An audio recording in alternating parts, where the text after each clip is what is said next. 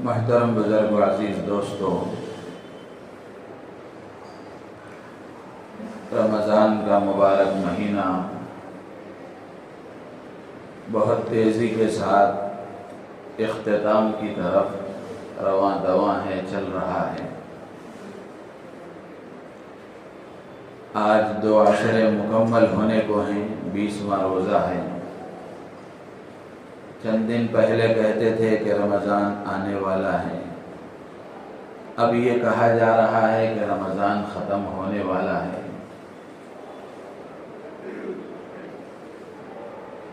تو رمضان کا یہ مبارک مہینہ اللہ کی بڑی نعمت ہے، بڑا احسان ہے، اور اس کا ایک ایک لمحہ بھی بہت ہی زیادہ قیمتی اور بہت اہمیت کا حامل ہے۔ جو اس کی قدر کر لیتا ہے اور اس کو صحیح طریقے سے استعمال کرتا ہے اور صحیح طریقے سے فائدہ اٹھا لیتا ہے، اس کے لیے اللہ کا یہ مہمان اور اللہ کا یہ انعام اور اللہ کی یہ نعمت اس کے لیے ایک نعمت غیر مترقبہ ثابت ہوتی ہے، اور وہ اللہ کا مقرب اور اللہ کا خصوصی بندہ بن جاتا ہے۔ جو اس کی ناقدری کرتا ہے، رمضان کے مہینے کے آنے کے بعد بھی اس کی زندگی میں کوئی فرق نہیں آتا، اس کے اعمال میں کوئی اضافہ نہیں ہوتا، تو یہ گویا اس کے لیے محرومی کی مہر لگ جاتی ہے۔ تو اس لیے ہمیں رمضان کے مبارک مہینے کی قدر کرنی چاہیے اور اللہ تبارک و تعالی سے اس بات کی دعا کرتے رہنا چاہیے کہ اللہ تعالی ہمیں رمضان کے قدردانوں میں شامل فرمائے۔ پورے رمضان کا ایک ایک لمحہ بڑا قیمتی ہے، لیکن رمضان کا جو آخری عشرہ ہے اس کے اور بھی زیادہ فضائل حدیثوں میں آئے ہیں۔ یہ آخری عشرہ اور بھی زیادہ قیمتی ہے۔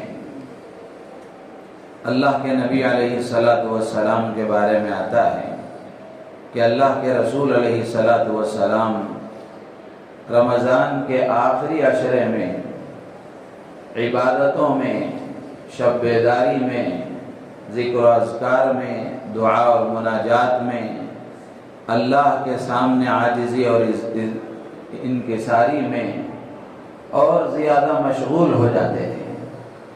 ام المومنین حضرت عائشہ صدیقہ رضی اللہ تعالی عنہ فرماتی ہیں کہ رسول اللہ صلی اللہ علیہ وسلم کان یجتہد فی العشر الاواخر ما لا یجتہد فی غیرہ۔ فرماتی ہیں کہ اللہ کے نبی علیہ السلام رمضان کے آخری عشرے میں جتنا عبادتوں میں محنت اور کوشش فرماتے تھے اتنا کسی اور دن میں نہیں کرتے تھے۔ اسی طرح ایک اور روایت میں آتا ہے، ام المومنین حضرت عائشہ صدیقہ رضی اللہ تعالی عنہ فرماتی ہیں کہ اذا دخل العشر شد مئزرہ واحیا لیلہ وایقظ اہلہ، کہ آخری عشرہ شروع ہوتا اللہ کے نبی علیہ السلام اپنی کمر کس لیتے تھے، لنگی مضبوطی سے باندھ لیتے تھے، یعنی پوری طرح عبادتوں میں منہمک ہو جایا کرتے تھے، پوری طرح عبادتوں میں مشغول ہو جایا کرتے تھے۔ وَأَحْيَا لَيْلَهُ، اور راتوں کو جاگتے تھے۔ وَأَيْقَظَ أَهْلَهُ، اپنے گھر والوں کو بھی جگاتے تھے۔ 3 باتیں اس میں ام المومنین حضرت عائشہ صدیقہ رضی اللہ تعالی عنہ نے ارشاد فرمائی ہیں کہ اللہ کے نبی علیہ السلام رمضان کا آخری عشرہ شروع ہوتا تو آپ اپنے آپ کو پوری طرح یکسو کر لیتے تھے عبادتوں کے لیے، اور پوری طرح یکسوئی کے ساتھ عبادتوں میں مشغول ہو جایا کرتے تھے۔ آپ کی عبادتیں غیر رمضان میں ہی کیا کم تھیں، رمضان شروع ہوتا تو اس میں اور اضافہ ہو جاتا تھا، اور پھر رمضان کا آخری عشرہ شروع ہوتا تو اس میں اور بڑھوتری ہو جاتی تھی اور اضافہ ہو جاتا تھا۔ تو اس لیے رمضان کا آخری عشرہ شروع ہو جائے تو اللہ کے نبی علیہ السلام کی اتباع میں اور آپ کی نقل کرتے ہوئے، آپ کی پیروی کرتے ہوئے، آپ کی اتباع میں ہمیں بھی چاہیے کہ ہم اپنی بساط کے مطابق، اپنی طاقت کے مطابق جتنا ہم سے ہو سکے اپنے آپ کو دیگر کاموں سے یکسو کرتے ہوئے عبادتوں میں مشغول ہونے کی کوشش کریں، زیادہ سے زیادہ وقت عبادتوں میں لگانے کی کوشش کریں۔ لیکن دیکھا یہ جاتا ہے کہ جیسے ہی آخری عشرہ شروع ہوتا ہے، تاخیراتیں شروع ہوتی ہیں، بازاروں کی رونقیں بڑھ جاتی ہیں، ہوٹلوں کی رونقیں بڑھ جاتی ہیں، کھانے کے اڈوں کی رونقیں بڑھ جاتی ہیں۔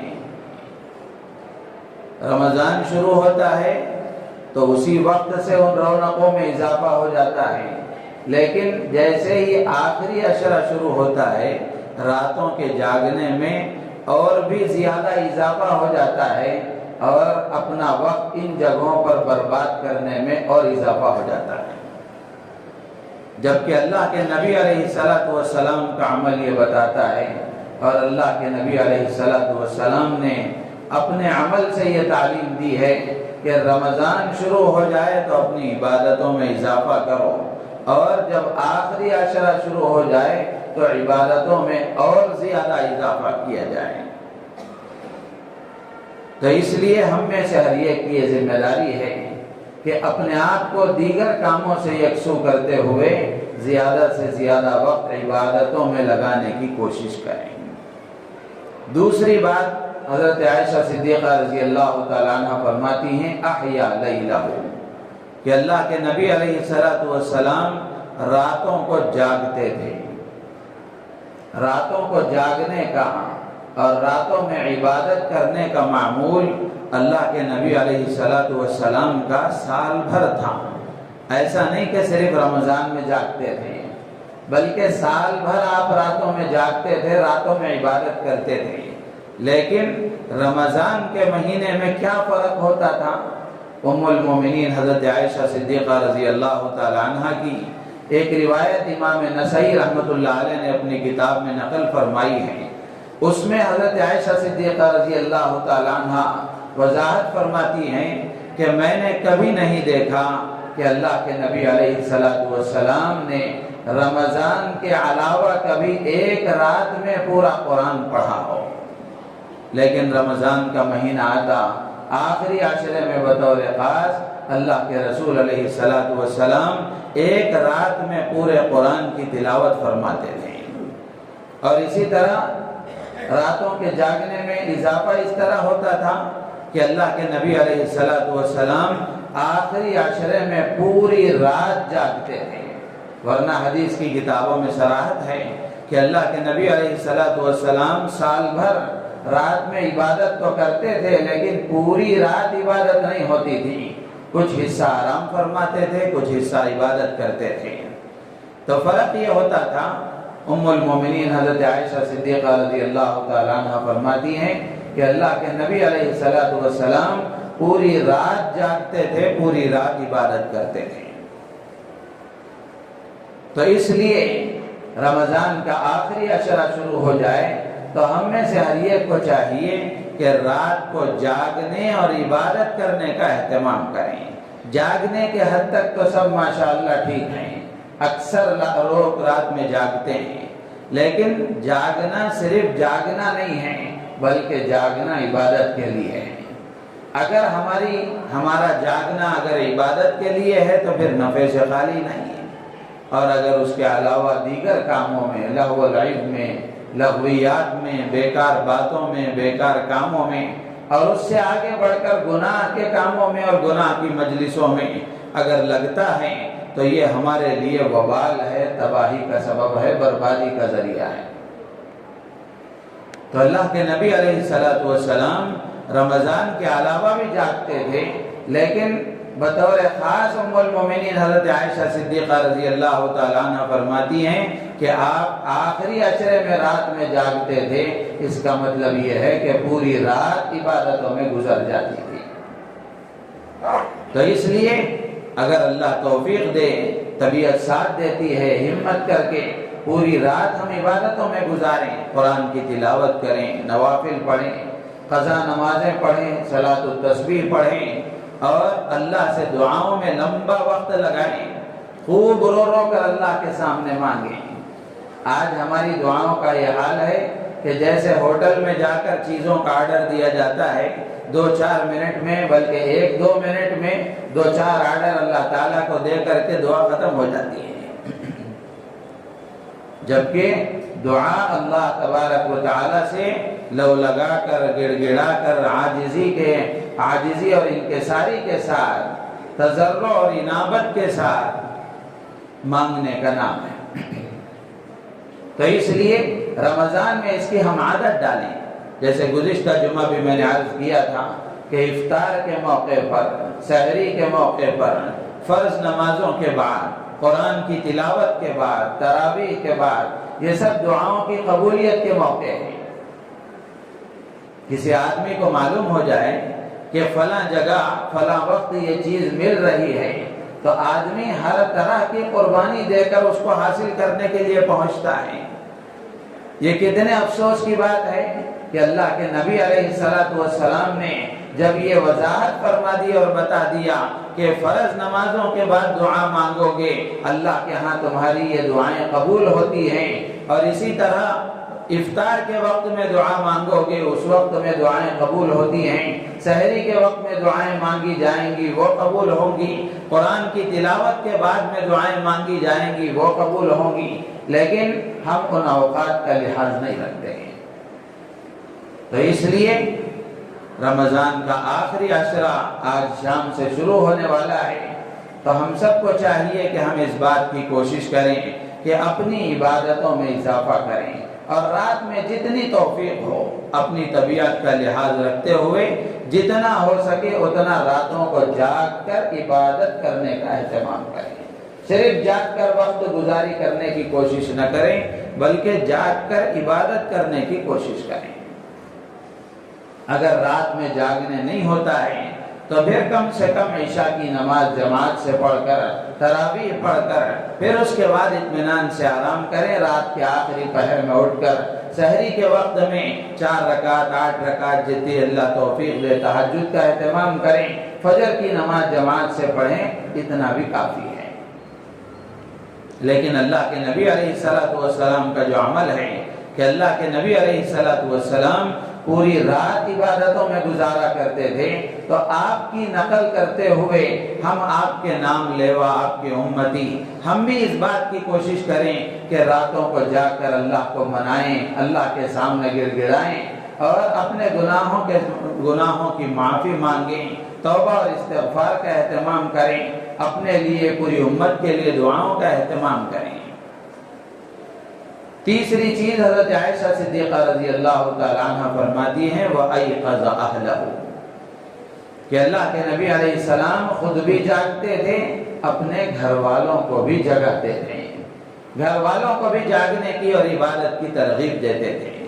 تو اپنے گھر میں ایسا ماحول بنائیں، اپنے گھر میں ایسا ماحول بنائیں کہ آپ جاگ کر عبادت کریں گے، آپ کی بیوی بھی عبادت میں شریک ہوگی، آپ کے چھوٹے چھوٹے بچے، ان کو بھی ان کی طاقت کے مطابق جتنا ان سے ہو سکے یہ ان کو احساس دلا کر، یہ بتا کر کے کہ یہ رمضان کا آخری عشرہ ہے اور یہ تاثراتیں ہیں، اور رمضان کے آخری عشرے میں اللہ کے رسول علیہ السلام راتوں کو جاگتے تھے، عبادت کرتے تھے، تو ہمارے نبی کا یہ عمل تھا، تو ہم بھی راتوں کو جاگ کر اللہ کے سامنے عبادت کریں گے، اللہ سے دعائیں مانگیں گے، چھوٹے چھوٹے بچوں کو لے کر ان کو کلمہ پڑھائیں، دعائیں پڑھائیں اور درود پاک کا ورد کرائیں، استغفار پڑھائیں، اور ان کو لے کر دعائیں مانگیں. یہ چھوٹے چھوٹے بچوں کی زبان سے نکلنے والی دعائیں اللہ رد نہیں فرماتے ہیں. تو اس لیے گھر میں ایسا ماحول بنانا چاہیے.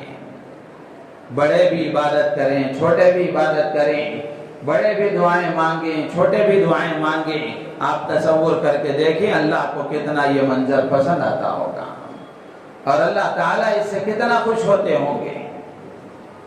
تو اس لیے اللہ کے نبی علیہ السلام کے اس عمل کی نقل میں، آپ کی اتباع میں ہم بھی راتوں کو جاگ کر عبادت کرنے کا اہتمام کریں اور اپنے گھر میں بھی عبادتوں کا ماحول بنائیں.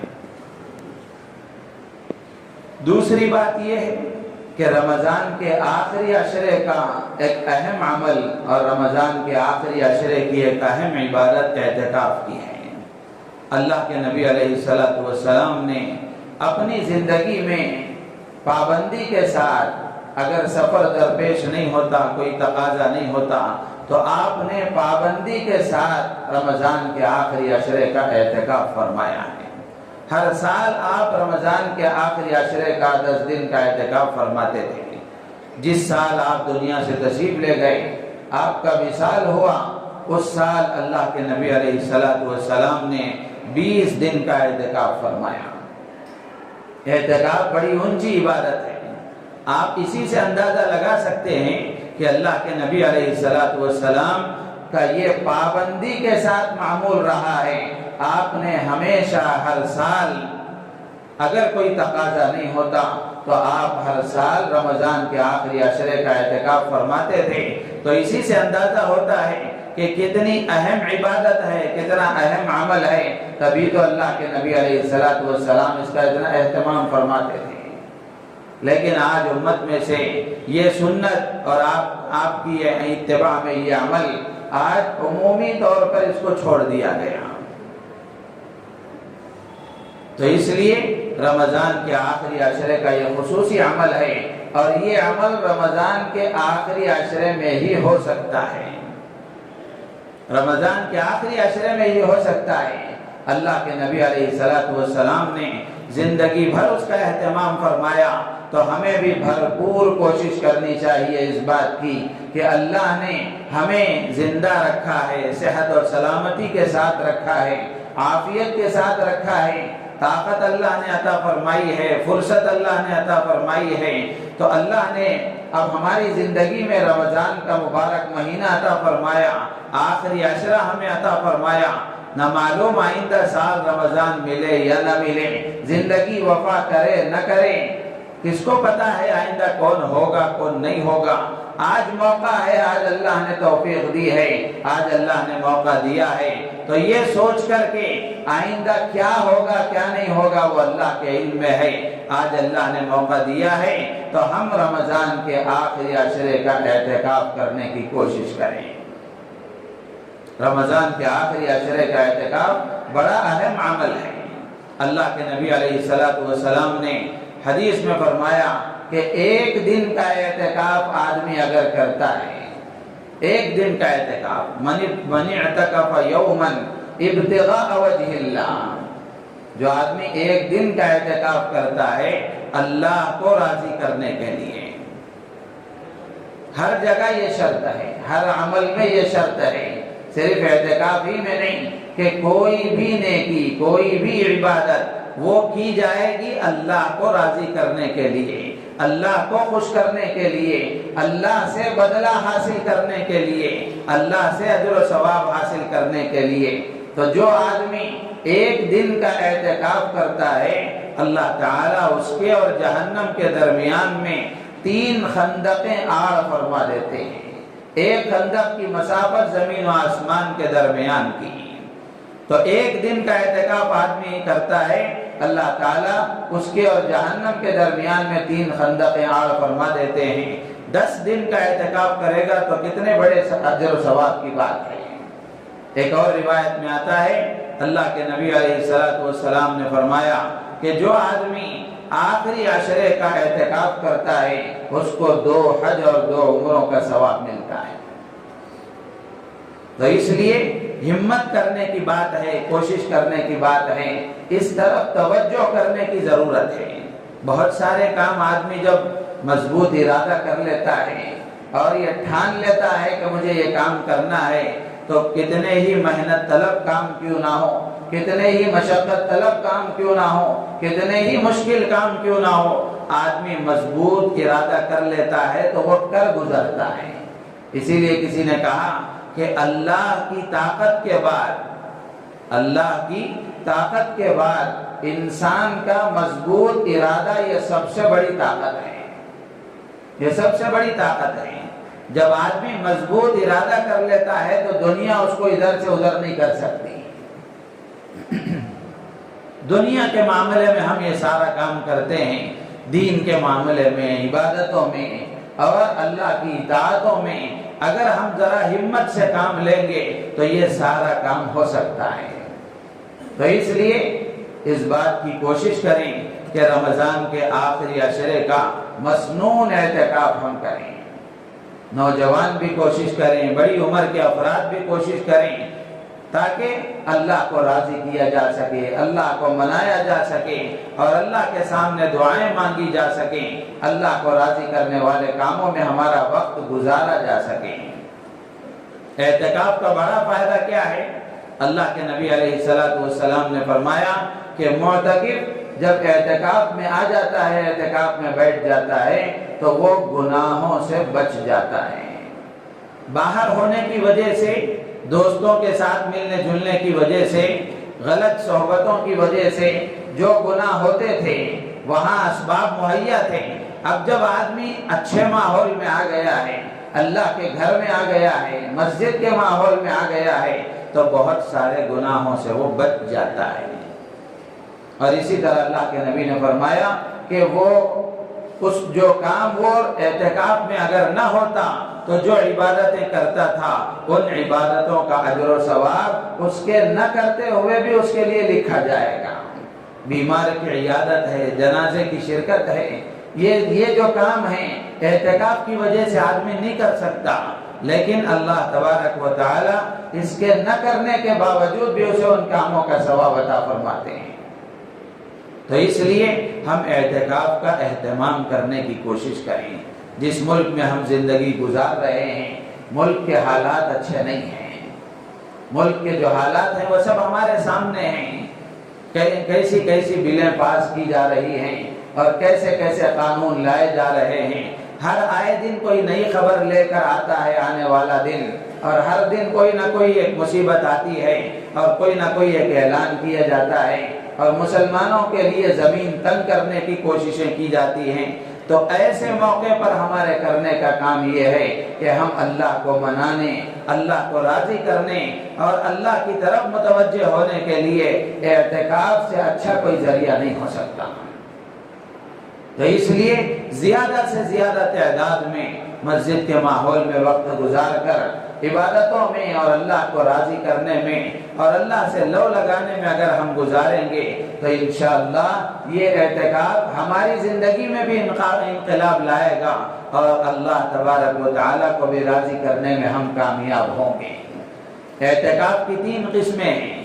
ایک اعتکاف واجب ہے، واجب اعتکاف آدمی کوئی نظر مان لے، منت مان لے کہ میں اتنے دن کا اعتکاف کروں گا، یا پھر کسی کام پر موقوف کر کے کہ میرا فلاں کام ہو جائے گا تو اتنے دن اعتکاف کروں گا، تو جتنے دن کی وہ منت مانے گا، جتنے دن کی وہ نظر مانے گا، اتنے دن کا اعتکاف کرنا اس کے لیے واجب ہو جاتا ہے۔ دوسرا اعتکاف ہے سنت، جو رمضان کے آخری عشرے کا ہے، اللہ کے نبی علیہ السلام کا زندگی بھر کا معمول ہے، تو یہ سنت اعتکاف ہے۔ اور تیسرا نفل اعتکاف ہے۔ نفل اعتکاف کے لیے نہ دن کی کوئی قید ہے، نہ وقت کی مقدار کی کوئی قید ہے، تھوڑے وقت کے لیے بھی آدمی نفل اعتکاف کر سکتا ہے۔ اسی لیے کہتے ہیں کہ جب مسجد میں داخل ہوں تو اعتکاف کی نیت کر لیں، تو اس کا فائدہ یہ ہے کہ 2 فائدے اس کے ہوتے ہیں۔ جب آدمی مسجد میں آتا ہے تو مسجد میں دعا پڑھتے ہوئے داخل ہو کر آدمی اعتکاف کی بھی نیت کر لیتا ہے۔ مثال کے طور پر نماز پڑھنے کے لیے آیا ہے، نماز پڑھ رہا ہے، قرآن کی تلاوت کر رہا ہے، ذکر کر رہا ہے، تو ان عبادتوں کا ثواب تو اسے ملے گا ہی، اعتکاف کی نیت کر لینے کی وجہ سے ان عبادتوں کے ساتھ ساتھ اعتکاف کا بھی اس کو ثواب ملے گا۔ اور اسی طرح دوسرا فائدہ اس کا یہ ہے کہ مسجد میں اعتکاف کی نیت کر لینے کی وجہ سے مسجد میں اس کے لیے کھانا پینا لیٹنا سونا جائز ہو جاتا ہے۔ تو اس لیے زندگی بھر اس کا معمول بنائیں، سال بھر اس کا ہم معمول بنائیں۔ اکابر کے یہاں اس کا معمول تھا کہ مسجد میں داخل ہوتے تو اہتمام کے ساتھ اعتکاف کی نیت کر لیا کرتے تھے۔ حضرت شیخ الحدیث مولانا زکریا صاحب رحمۃ اللہ علیہ نے اپنے والد صاحب کا یہ معمول لکھا ہے کہ ان کے والد بزرگوار مسجد میں داخل ہوتے اعتکاف کی نیت کرتے، بعض اوقات جو اور بھی ان کے خادم حضرات اور جو ان کے احباب ساتھ ہوتے ان کی یاد دہانی کے لیے ذرا زور سے نیت کر لیتے تاکہ ان کو بھی یاد آ جائے، وہ بھی اس عمل میں شریک ہو جائیں۔ تو اس لیے اعتکاف کا اہتمام کریں اور اعتکاف کی نیت کرنے کا بھی اہتمام کریں۔ نفلی مسنون جو اعتکاف ہے وہ 20 تاریخ کے بعد 20 تاریخ کے غروب آفتاب سے شروع ہو جاتا ہے۔ آج کا دن ہے 20 تاریخ ہے، آج 20واں روزہ ہے، تو آج کے غروب آفتاب کے بعد سے شروع ہوتا ہے، عید کا چاند نظر آنے تک مسنون اعتکاف کا وقت ہے۔ تو اس لیے جو مسنون اعتکاف کرنا چاہتے ہیں وہ غروب آفتاب سے پہلے افطار کے وقت سے پہلے ان کا مسجد کے ماحول میں آ جانا، شرعی مسجد کے دائرے میں آ جانا ضروری ہے۔ اگر کوئی آدمی مغرب کی نماز کے وقت میں، اذان کے بعد میں یا پھر افطار کا وقت ہو جانے کے بعد میں، غروب آفتاب کے بعد اگر وہ مسجد میں آتا ہے تو پھر اس کا اعتکاف مسنون اعتکاف نہیں ہوتا۔ تو اس لیے عصر کے بعد ہی آ جائیں یا پھر مغرب کے وقت سے کچھ وقت پہلے آ جائیں، تو یہ مسنون اعتکاف کا وقت ہے۔ اور اسی طریقے سے اعتکاف میں آدمی کن کاموں کا اہتمام کریں؟ ذکر و اذکار کا اہتمام کریں اور خوب قرآن کی تلاوت کا اہتمام کریں۔ قرآن اگر پڑھنا نہیں آتا تو اچھا موقع ہے کسی عالم دین حافظ قرآن قاری قرآن سے رابطہ کر کے پوری طرح، چونکہ یکسوئی کے ساتھ فارغ ہیں، 10 دن بھی اگر محنت کریں گے، کوشش کریں گے تو انشاءاللہ کچھ نہ کچھ سیکھ جائیں گے۔ تو سیکھنے کا اہتمام کریں، نوافل کا اہتمام کریں اور خصوصی طور پر دعاؤں کا اہتمام کریں۔ اعتکاف کی جو اصل روح ہے اور اس کا مقصد ہے وہ یہی ہے کہ ہمارے دل اور ہماری روح کی توجہ اللہ کی طرف ہو جائے۔ علامہ ابن قیم رحمۃ اللہ علیہ نے لکھا ہے کہ اعتکاف کا مقصد یہی ہے کہ ہمارا دل اور ہماری روح اللہ کی طرف متوجہ ہو جائے اور اتنا اللہ تبارک و تعالیٰ کے ساتھ ہمارا تعلق ہو جائے کہ مخلوق کی طرف سے ہماری نظر ہٹ کر کے اللہ کی طرف ہم پوری طرح یکسوئی کے ساتھ متوجہ ہو جائیں۔ اس کا ہم اہتمام کریں۔ تو اعتکاف میں بیٹھنے کے بعد لا یعنی بیکار باتوں میں اور ادھر ادھر کی باتوں میں وقت ضائع کرنے کے بجائے پوری طریقے سے اپنے آپ کو عبادتوں میں لگائیں اور خاص طور سے دعاؤں میں لگائیں، خاص طور سے دعاؤں میں لگائیں۔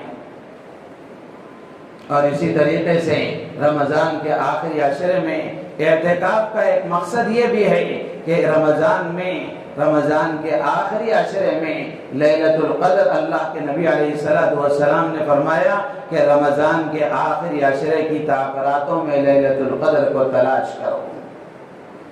تو اعتکاف میں آدمی بیٹھ جاتا ہے تو اس کو شب قدر بھی نصیب ہو جاتی ہے، شب قدر بھی نصیب ہو جاتی ہے۔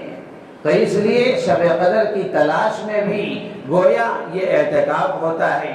تو اس لیے شب قدر کی تلاش میں بھی ہمارا یہ اعتکاف ہونا چاہیے اور ہم راتوں میں عبادت کریں گے اور اپنے آپ کو عبادتوں میں لگائیں گے اعتکاف میں، تو انشاءاللہ رمضان میں شب قدر کی عبادت بھی ہمیں نصیب ہو جائے گی۔ شب قدر اگر کسی کو نصیب ہو گئی تو یہ اس کے لیے کتنی بڑی سعادت کی بات ہے۔ اور اسی طریقے سے خاص طور سے رمضان کے آخری عشرے میں جو کرنے کے کام ہیں وہ تو اتنے بتائے گئے، یہ تو زندگی بھر کا عمل ہے، رمضان کا بھی خصوصی عمل ہے اور خاص طور سے آخری عشرے میں اپنے آپ کو گناہوں سے بچانے کی فکر کریں۔ यही असल काम है कि आदमी इबादतें तो कर लेता है लेकिन गुनाहों से अगर बचने का एहतमाम नहीं है तो फिर ये उसके लिए नुकसान की बात है। तो इसलिए ख़ास तौर से अपने आप को गुनाहों से बचाने की कोशिश करें। जैसे शुरू में भी मैंने अर्ज़ किया कि जितनी मुक़द्दस रातें हैं, इन मुक़द्दस रातों में अल्लाह की रहमत जितनी ज़्यादा बंदों की तरफ मुतवज्जह होती है, बंदे उतने ही तेज़ी के साथ गुनाहों की तरफ जाते हैं। वक्त ज़ाया करने में, होटलों में, चौराहों पर और इधर उधर की बातों में, बेकार की मजलिसों में और हत्ता कि उससे आगे बढ़कर ग़ीबतों की महफिलों में अपना वक्त ज़ाया करते हैं। जैसे शुरू में भी अर्ज़ किया कि रमज़ान का आखिरी अशरा ये बाज़ारों की नज़र नहीं होना चाहिए। इबादतों में, शब क़द्र की तलाश में, एहतिकाफ के एहतमाम में अगर ये हमारा अशरा गुजरेगा तो इंशाअल्लाह इससे हम सही फ़ायदा उठाने वाले समझे जाएंगे और उसके कदरदान समझे जाएंगे और अल्लाह को राज़ी करने वाले बंदों में हमारा शुमार होगा। अल्लाह ताला से दुआ है, अल्लाह ताला हम सबको इन बातों पर अमल की तौफीक अता फरमाए और रमज़ान के आखिरी अशरे को अल्लाह ताला हमें सही इस्तेमाल करने और उसमें सही तरीक़े से इबादत करने और उससे सही फ़ायदा उठाने की अल्लाह ताला मुझे आपको पूरी उम्मत को तौफीक अता फरमाए। आमीन व आखिरु दावाना अनिल हम्दुलिल्लाहि रब्बिल आलमीन।